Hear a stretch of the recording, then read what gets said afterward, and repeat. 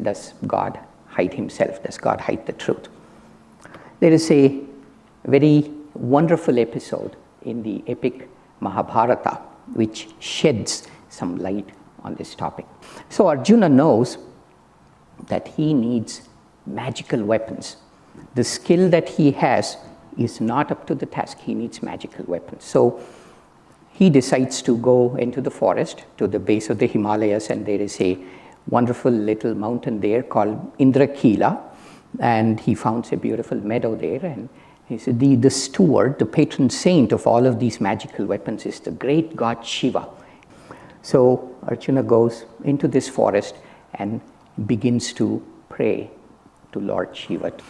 And he begins to feel a great presence which is so powerful, so filled with love that he's overwhelmed. He's about to touch the hem of infinity, and he realizes that Shiva is close by. And suddenly, it's interrupted by a great big sound. It comes from the outside, and it's accompanied by rushing footsteps. And he opens his eyes, and he sees this wild boar, which is the size of a house, running towards him with the obvious intent of causing him grievous bodily harm.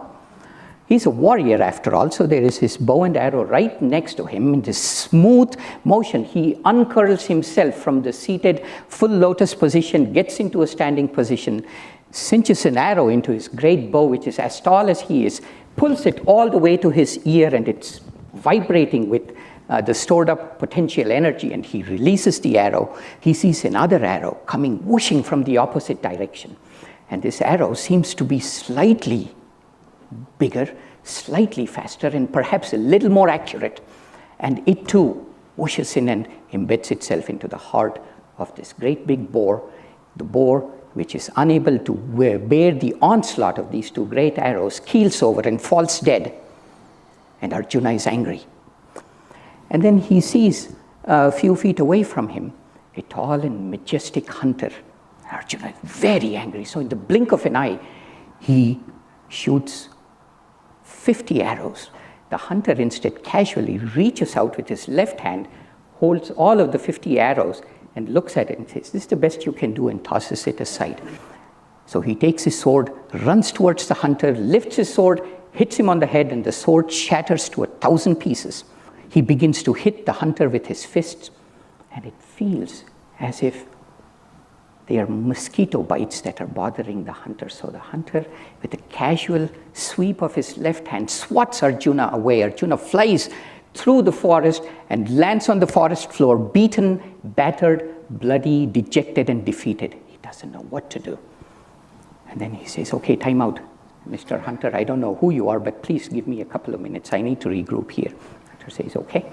And he builds a little Shiva lingam. It's the way you worship Shiva out of the mud and dirt of the forest. And he takes his water pot, anoints the lingam with a little bit of water, and places some forest leaves and flowers on it.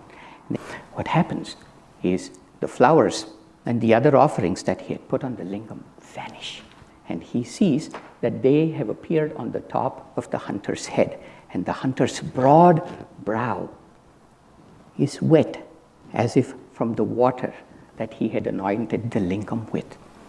And like a flash of lightning, Arjuna sees the truth, and he runs towards the hunter, falls at his feet, says, "Lord Shiva, Mahadeva, what have I done?" And then Shiva, smiling, assumes his cosmic form. He says, "Arjuna, you wanted magical weapons. As soon as you wanted them, I was ready to give them to you, and I came to give them to you.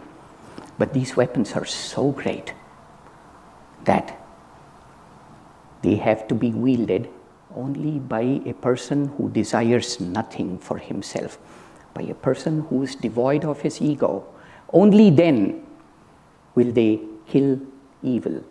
If it comes from a place of ego, they will obliterate the universe. So before giving you what you prayed for, I had to make sure, I had to test you, my son, to make sure that you were worthy of receiving it.